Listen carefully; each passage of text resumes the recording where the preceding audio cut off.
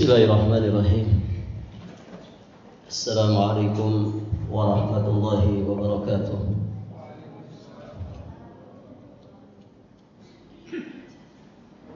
Alhamdulillahi wa kafa, wassalamun ala ibadihi alladhina istafa. Asyhadu an la ilaha illallah wahdahu rabbi la syarika lah, wa asyhadu anna Muhammadan abduhu wa rasuluh. Qala Allah Ta'ala fi kitabihil karim, ba'da a'udzu billahi minasy syaithanir rajim min hamzihi wa nafthihi wa nafthihi. Ya ayyuhalladzina amanu taqullaha haqqa tuqatih wa la tamutunna illa wa antum muslimun. Amma ba'd. Allahumma inna nas'aluka ilman nafi'an wa na'udzu bika min ilmin la yanfa'.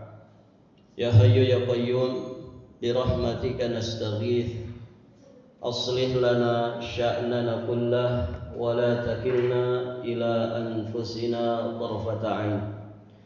Para hadirin ikhwati fid din wa akhwat fillah rahimani wa rahimakumullah. Alhamdulillah, kita bersyukur kepada Allah Subhanahu wa taala pada kesempatan yang berbahagia ini. Kita berada di bulan apa ini? Dzulhijjah atau sudah Muharram? Barakallahu fikum.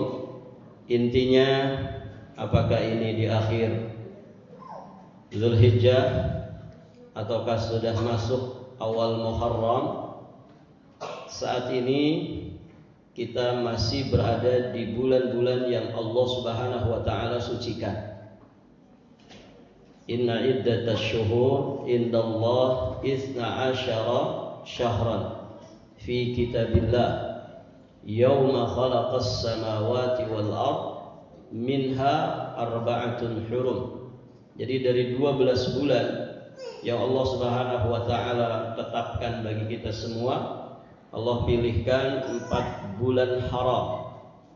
4 bulan yang Allah Subhanahu wa taala sucikan. Nah, di antara 4 bulan tersebut, 3 di antaranya berurutan, salasat mutawaliyat. 3 bulan berurutan, yakni Dzulqa'dah, Dzulhijjah, kemudian bulan Muharram. Jadi bulan 11, bulan 12 dan bulan pertama. Jadi kita masih berada di bulan yang Allah Subhanahu wa taala sucikan. Oleh karenanya, para hadirin jamaah yang dirahmati Allah, seorang muslim tidak hanya mengerti tentang istimewanya Ramadan. Jadi setelah Ramadan ternyata masih ada bulan-bulan yang Allah Subhanahu wa taala istimewakan, bahkan Allah sucikan. Maka Allah memperingatkan, fala tadlimu fihinna, janganlah engkau kemudian menzalimi diri-diri kalian di bulan-bulan suci tersebut. Kezaliman itu di bulan apapun dikerjakan, urusannya besar. Ketika kezaliman itu dikerjakan, dilakukan oleh seseorang di bulan-bulan yang Allah Subhanahu wa taala sucikan, tentu urusannya lebih gede, urusannya lebih besar. Pun demikian, kebaikan sesederhana apapun, apalagi itu kebaikan yang begitu istimewa seperti yang saat ini sedang kita kerjakan, tafaqquh fid din, belajar agama, berusaha mempelajari dinul Islam, maka pasti Allah Subhanahu wa taala akan melipat gandakannya. Maka kita memohon kepada Allah Subhanahu wa taala dengan seluruh asma-Nya yang husna, dengan seluruh sifat-sifatnya yang maha sempurna, semoga Allah Subhanahu wa taala melipat gandakan kebaikan kita semua, sesederhana apapun kebaikan itu. Karena kemuliaan dari waktu yang Allah Subhanahu wa taala sucikan seperti pada saat ini dan seterusnya. Baik para hadirin, jamaah rahimani wa rahimakumullah. Pada kesempatan yang berbahagia ini insyaallah kita akan mulai melanjutkan pelajaran kita, yakni pembacaan risalah Hakadha kana as-salihun, ya, karakter orang-orang yang salih. Beginilah kepribadian orang-orang yang salih berdasarkan Al-Quran dan juga Sunnah, karya Syekh Khalid Abdurrahman Al-Husaina, hafizahullah ta'ala wa ra'ah. Di pembahasan berikutnya beliau memberikan satu pembahasan yang berjudul Hal tahmilu hammal akhirah. Apakah engkau memendam keinginan kepada kehidupan akhirat? Beliau nukilkan ayat, kemudian menukilkan beberapa poin pembahasan terkait dengan pembahasan ini. Apakah engkau memendam keinginan kepada kehidupan akhirat? Baik, para jamaah yang dirahmati Allah Subhanahu wa taala, ini pembahasan penting. Kenapa? Karena magnet dunia itu sangat luar biasa, menyedot jiwa raga manusia, sehingga mereka abai, mereka lalai dari apa yang menjadi fokus utama tujuan kehidupan manusia. Maka beliau ingatkan di dalam pembahasan ini, hal tahmilu hammal akhirah, apakah engkau memendam keinginan kepada akhirat? Allah Subhanahu wa taala berfirman di surat Al-Ankabut ayat yang ke-64.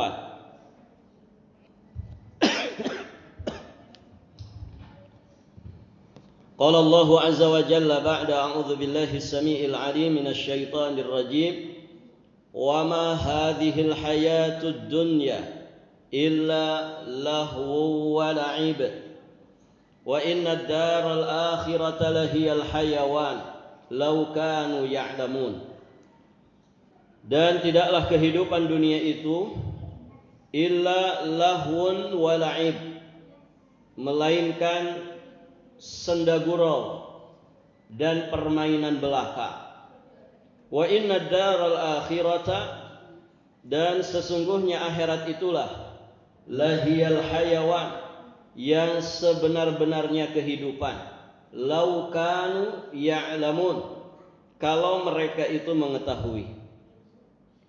Baik, para hadirin jamaah rahimani wa rahimakumullah, beliau menukilkan apa yang disampaikan oleh Imam Al-Baghawi di dalam kitab tafsirnya Ma'alim At-Tanzil, bahwa lahun, yang dimaksud dengan lahun pada ayat ini maksudnya adalah bersenang-senang dengan nikmat-nikmat dunia.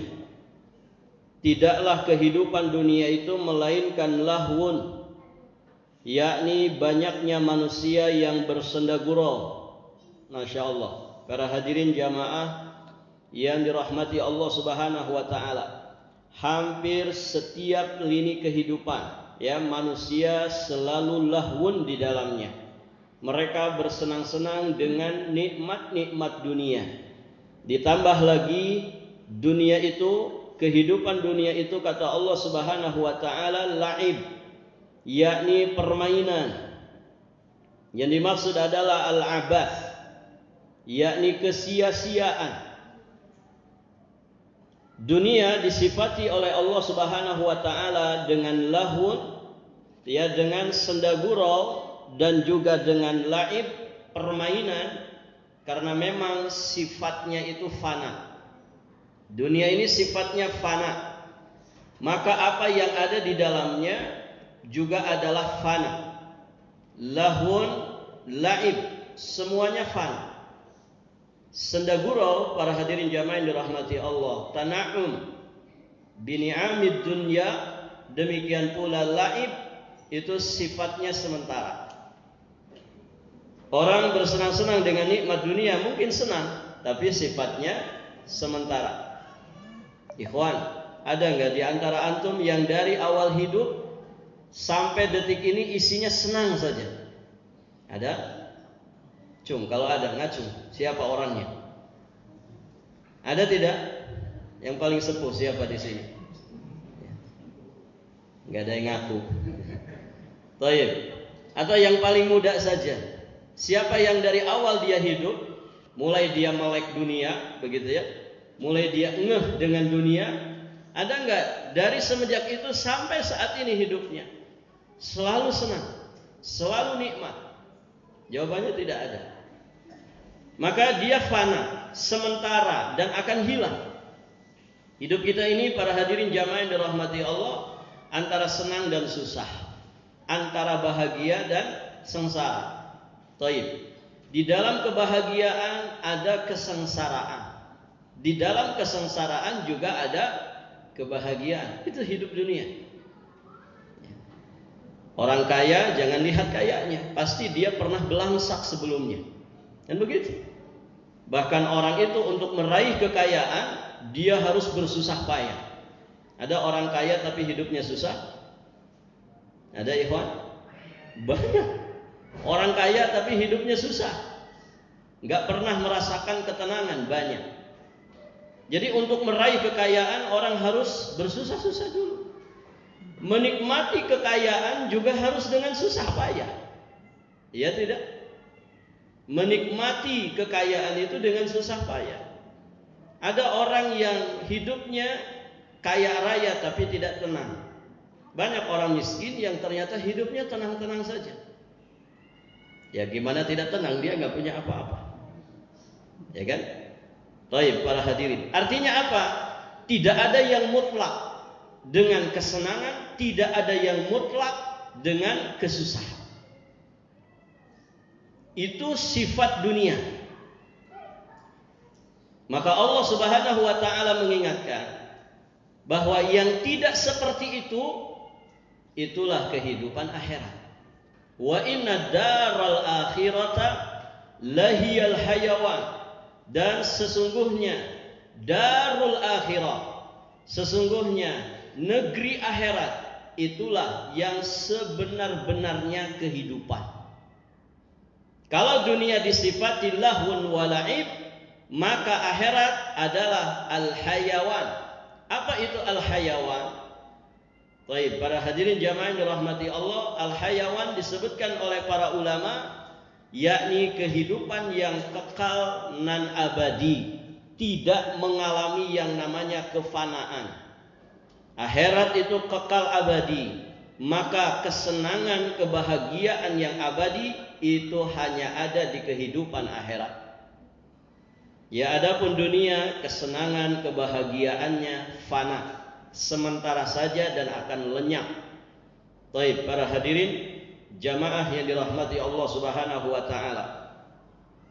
Di penghujung ayat Allah Subhanahu wa taala mengingatkan laukanu ya'lamun, kalau mereka itu mengetahui. Kalau mereka itu mengetahui, artinya zawalud dunya, fana'ud dunya.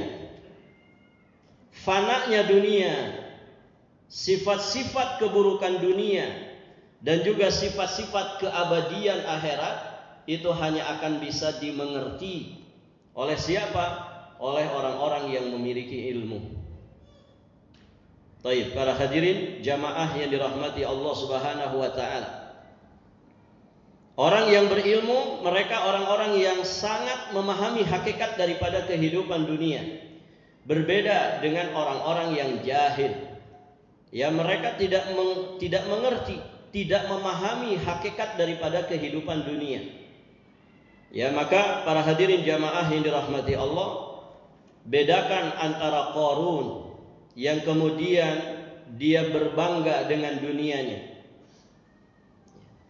Ketika dia diberi ujian oleh Allah Subhanahu wa taala dengan kelebihan harta dunia yang dikisahkan sangat luar biasa oleh Allah Subhanahu wa taala, ya bagaimana gembok-gembok daripada kunci gembok daripada gudang-gudang hartanya itu tidak bisa diangkat kecuali oleh orang-orang yang memiliki tenaga yang sangat kuat. Itu baru kuncinya saja. Ya, sebanyak apa, segede apa, sebesar apa ya harta kekayaannya. Kuncinya saja tidak bisa diangkat kecuali oleh orang yang punya tenaga besar. Baik, para hadirin jamaah yang dirahmati Allah, apa yang dia katakan? Yang dia katakan apa? Ini adalah dari ilmu yang aku miliki. Kan begitu. Dia lupa dengan Allah Subhanahu wa ta'ala. Dia jahil terhadap hakikat daripada kehidupan dunia. Bahasa lainnya kufur nikmat. Kalau ada yang baik-baik terkait dengan dunia, dia sandarkan kepada dirinya sendiri. Ya, kepada detailnya mungkin, kepada kemahirannya, kepada kepintarannya, kecerdasannya, ilmu bisnisnya, atau apapun. Yang semuanya itu adalah atribut duniawiyah. Berbeda dengan orang-orang soleh. Mereka kalau mendapatkan anugerah dari Allah Subhanahu wa ta'ala, ya dengan sangat mantap mereka mengatakan hada min fadli Rabbi. Ini adalah anugerah dari Rabbku. Ini adalah keutamaan yang telah Allah Subhanahu wa ta'ala anugerahkan kepadaku. Dia tidak lupa dengan Allah Subhanahu wa ta'ala. Maka hati-hati ya. Sebagian para motivator itu kadang kebablasan. Begitu ya. Kadang kebablasan. Ya, sehingga merasa bahwa takdir ada di tangan kita, bukan di tangan Tuhan. Ya. Kaya miskin tergantung kita, begitu ya. Ini hati-hati. Ya, kita yang suka ikut seminar, misal ikut apa namanya? Ya, seminar bisnis atau apapun itu yang terkait dengan semangat berdunia, begitu ya. Nah, terkadang sebagian motivator yang tidak dibekali ilmu agama, mereka kebablasan dalam masalah ini. Ya, seolah-olah segala-galanya hanya kita yang menentukan, terlepas dari semua takdir Allah Subhanahu wa ta'ala. Padahal para hadirin jamaah yang dirahmati Allah, la haula wala quwata illa billah. Ya, tidak ada daya, tidak ada upaya kecuali itu semua bersumber dari Allah. Siapa kita dulu ke alam dunia ketika lahir? Ada yang sudah membawa kecerdasan? Tidak ada. Ada yang sudah membawa sederet detail? Tidak ada. Sehelai benang pun tidak ada yang membawanya. Tidak bawa apa-apa. Kita keluar dari perut ibu-ibu kita, la ta'lamuna syai'a, dalam kondisi jahil 100%, gak ngerti apa-apa. Berarti kalau kemudian kita mengenal ini, mengetahui itu, berilmu tentang ini dan itu, semuanya itu anugerah dari Allah. Pakaian kita ini dari siapa? Ya, siapa yang memberi pakaian kita ini? Masya Allah. Sebagian antum punya koleksi pakaian itu luar biasa mungkin. Dulu kita nggak berpakaian, Allah yang memberikan pakaian. Dulu kita tidak berilmu, dulu kita tidak bisa makan apa-apa. Allah Subhanahu wa ta'ala yang menganugerahkannya kepada kita. Baik.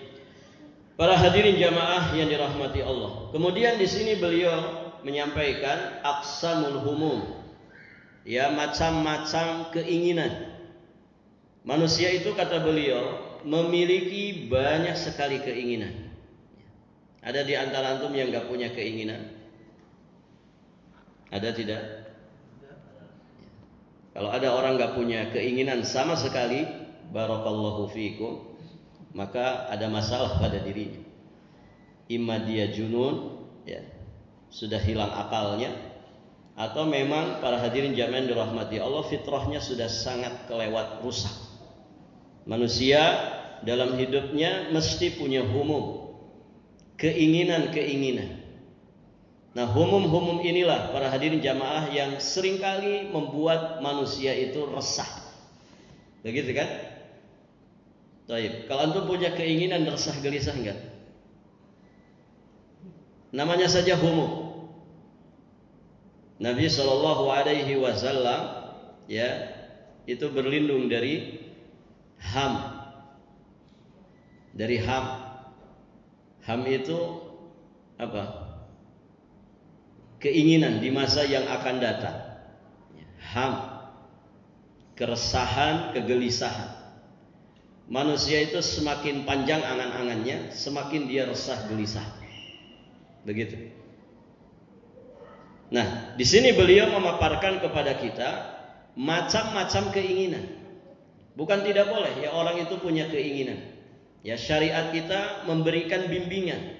seperti apa sebetulnya humum yang seharusnya ada pada diri kita. Baik, para hadirin jamaah yang dirahmati Allah. Jadi manusia dalam kehidupannya pasti memiliki keinginan-keinginan. Nah, keinginan manusia itu hanya seputar dua saja, nggak ada yang ketiga. Keinginan kita yang sangat banyak sekali, sebagian orang bahkan menuliskannya di dinding kamarnya, di draft, di daftar. Nanti satu-satu dicoret. Kalau yang sudah terlaksana dicoret, sudah tercapai dicoret. Yang ini sudah tergapai dicoret. Bisa 100, bisa mungkin lebih dari itu keinginan-keinginannya. Nah, ternyata dari banyak keinginan manusia, intinya hanya dua saja. Keinginan manusia itu hanya dua. Pertama, keinginan yang sifatnya dunyawiyah. Kemudian yang kedua, humum yang sifatnya ukhrawiyah. Keinginan yang sifatnya dunyawiyah, kemudian keinginan yang sifatnya ukhrawiyah. Taib, jujur ikhwan. Antara humum dunyawiyah dengan humum ukhrawiyah, kira-kira yang sering ada di dalam jiwa raga kita, sering ada di dalam benak kita, yang mana ini? Yang kadang data listnya tidak terlewatkan. Yang mana ikhwan? Ibu-ibu, yang mana? Hah? Jujurlah padaku. Yang mana ini? Keinginan duniawi, ya kan? Pernah antum nuliskan keinginan ukhrawi? Pengen bisa bahasa Arab, gitu ya. Tahun ini target bisa bahasa Arab. Tahun ini misalkan bulan ini target bisa mentasrif, wazan-wazan tasrif dihafalkan semua. Ada enggak yang pernah mentarget gitu? Di bulan ini pengen mutkin juz amma. Di bulan berikutnya saya pengen mengkaji tafsir Al-Fatihah sampai tuntas. Ada yang begitu? Mungkin ada. Tapi kalau mau jujur, kebanyakan manusia umumnya hanya seputar dunyawiyah. Target-target keinginannya rata-rata fokusnya urusan dunyawiyah. Yang belum nikah, targetnya apa? Targetnya apa? Mana para jomblo? Nanti sudah nikah, ada lagi gak target? Pasti ada. Belum punya rumah, ya. Target, pengen punya rumah. Apalagi? Rodanya baru 2, pengen ada roda 4 gitu. Semua ditarget itu. Satu-satu ditarget. Sampai kemudian rambutnya berubah. Apakah kemudian terkejar? Tercapai? Sebagiannya tercapai. Sebagiannya humum dunianya belum tercapai, ternyata ajalnya sudah datang duluan. Baik, para hadirin jamaah yang dirahmati Allah. Bukan tidak boleh ya kita punya keinginan-keinginan duniawi. Namun syariat memberikan bimbingan kepada kita. Baik, para hadirin jamaah yang dirahmati Allah. Maka di sini beliau menyampaikan, siapa yang terbebas dari salah satu pasti tidak terlepas dari yang lain. Artinya ada keinginan dunia yang tercapai, ternyata keinginan dunia yang tercapai itu dengan mengorbankan keinginan akhirat. Banyak yang seperti itu. Nah, ini kalau orang tidak paham aturan syariat, batasan-batasan syariat, banyak yang kemudian mengejar target-target duniawi dengan mengorbankan target-target ukhrawi. Kalau orang kemudian menarget ukhrawi, dunianya terabaikan. Sejatinya orang ini tidak ada dalam masalah besar. Tapi sebaliknya, kalau orang kemudian mentarget kehidupan duniawinya, target-target capaian duniawi, yang dengan itu dia kemudian melalaikan target akhirat, maka orang ini celaka. Walaupun target-target duniawinya tercapai semua, bahkan di luar batasan yang dia tetapkan. Ada yang seperti itu banyak. Dia mentarget Ya, sebagian orang kalau mulai bisnis misalkan target 1M pertama. Ada yang kemudian tercapai lebih dari itu. Ternyata dia dikasih oleh Allah 10 miliar. Padahal itu baru tahun pertama. Tercapai iya. Tapi lihat dari sisi yang lain. Ternyata capaiannya itu istidraj bagi dirinya. Kenapa? Target-target ukhrawi akhirnya terabaikan. Terlalaikan. Barakallahu fikum. Baik, para hadirin jamaah yang dirahmati Allah. Maka beliau ingatkan di sini, orang yang disebut dengan ghafil, orang-orang yang lalai itu adalah orang yang keinginannya berorientasi terhadap duniawi saja. Sedangkan orang yang akil, orang yang berakal, orang yang akalnya salimah sesuai dengan fitrahnya adalah orang yang keinginannya tertuju kepada kehidupan akhirat. Orang-orang yang punya target akhirat itu, para hadirin jamaah yang dirahmati Allah, demi Allah, mereka bukan orang yang tidak punya target duniawi. Pasti punya target duniawi. Jelas ayatnya. Wala tansa nasibaka minad dunya. Jangan kau lupakan jatahmu di dunia ini. Namun para hadirin jamaah yang dirahmati Allah, mereka manage sedemikian rupa bagaimana target-target duniawinya itu menguatkan target ukhrawinya. Taib, para hadirin jamaah yang dirahmati Allah. Maka kata beliau, manusia itu hidup di antara dua humum ini, dua keinginan ini. Tidak ada humum yang ketiga. Imma duniawi, imma ukhrawi. Tinggal mana yang lebih dominan di dalam jiwa dan raga kita. Baik, para hadirin jamaah yang dirahmati Allah. Terkait dengan pengaruh keinginan duniawi dan juga ukhrawi, Nabi SAW pernah mengingatkan kita di dalam sebuah riwayat hadis. Diriwayatkan oleh Imam Ahmad di dalam kitab Musnadnya. Qala Rasulullah sallallahu alaihi wasallam, "Man kana hammuhul akhirata jama'allahu syamlahu wa ja'ala ghinahu fi qalbi wa atadhu ad-dunya wa hiya raghimah wa man kanat niyyatuhu ad-dunya farraqallahu alaihi dhai'atahu wa ja'ala faqrahu baina 'ainayhi wa lam ya'tihi minad dunya illa ma kutiba lahu." Siapa yang keinginannya, himmahnya, humumnya adalah kehidupan akhirat, Allah Subhanahu wa taala akan menyatukan kekuatannya, meletakkan kecukupan di hatinya, dan dunia mendatanginya dengan tunduk hina. Dunia datang kepadanya dengan hina. Masya Allah, para hadirin jamaah yang dirahmati Allah. Lihat, ketika orientasi dan obsesi seorang hamba itu hanya target-target akhirat, Allah Subhanahu wa taala akan menyatukan kekuatannya. Ya, orang itu kalau taat beragama, ya, biasanya lebih kuat jiwa raganya, lebih kuat mentalnya. Begitu ya. Itu pertama. Yang kedua, Allah Subhanahu wa taala akan meletakkan kecukupannya itu ada di hatinya. Orang itu kalau Allah letakkan rasa cukup di hati, berarti apa namanya? Berarti orang itu adalah orang qanaah, ya kan? Dan qanaah itulah hakikat kekayaan. Jadi kaya itu bukan apa yang di luar, tapi apa yang di dalam hati. Nah, kalau orang sudah mendapatkan qanaah, Allah anugerahkan qanaah ke dalam hatinya, sejatinya dialah orang paling kaya di muka bumi ini. Kenapa? Orang sudah merasa cukup. Dia tidak merisaukan yang tidak ada, gitu ya. Ya, kadang kita itu kalau di hadapan kita ada sesuatu, kita sering cari yang tidak ada. Makan ikan asin sama sayur asem, itu padanan, paduan, gitu kan. Sambal terasinya nggak ada, suka dicari-cari nggak itu? Ya kan? Ini kalau ada sambal terasi kayaknya mantap gitu.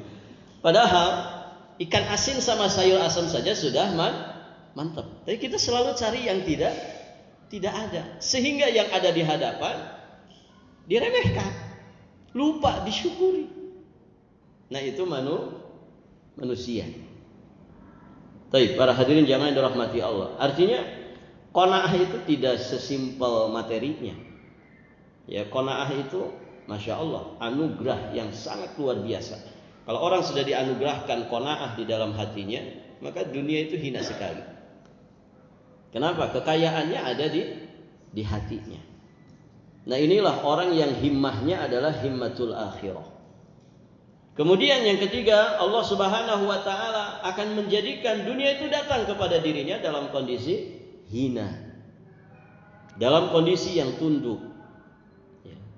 Masya Allah, para hadirin jamaah yang dirahmati Allah. Banyak kisah-kisah salafun saleh bagaimana dunia itu datang kepada mereka dengan sangat hina.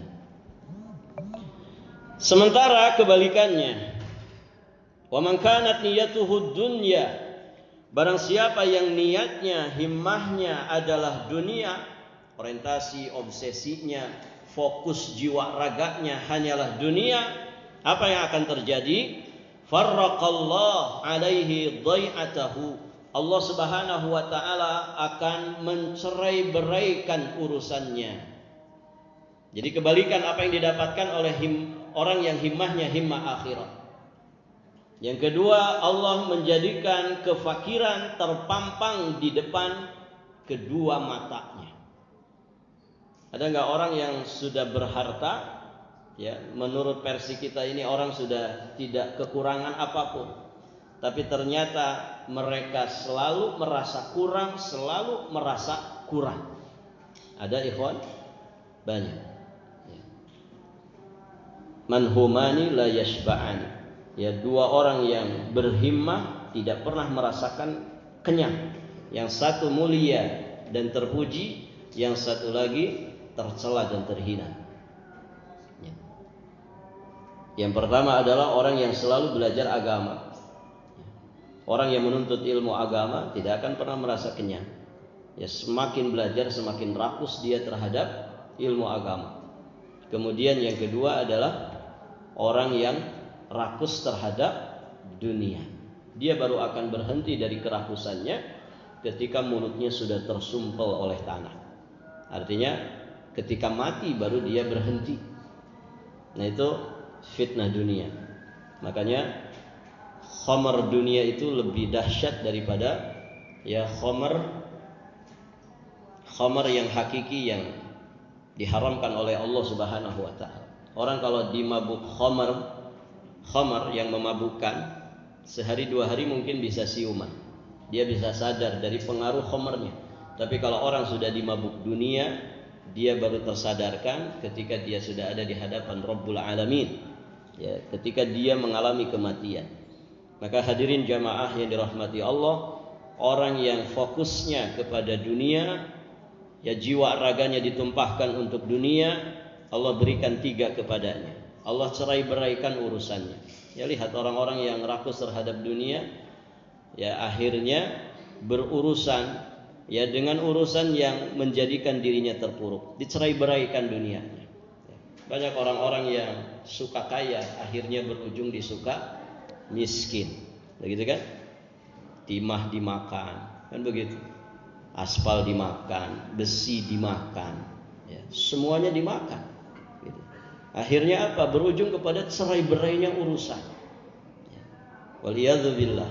Iya, kalau kemudian Allah masih memberikan kesempatan kepada dirinya untuk taubat. Banyak orang yang kemudian akhirnya jatuh sakit kemudian mati. Nasallallahu assalam.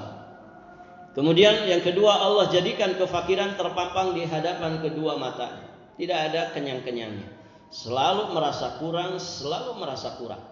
Dan yang terakhir, dunia tidak akan mendatanginya selain yang telah ditetapkan untuk dirinya. Ya, dunia yang dijatahkan oleh Allah Subhanahu wa taala itulah yang akan datang kepada dirinya. Taib, para hadirin jamaah yang dirahmati Allah. Nanti ini. Cek tes 1. Tes satu. Kayaknya baterainya. Kenapa jadi?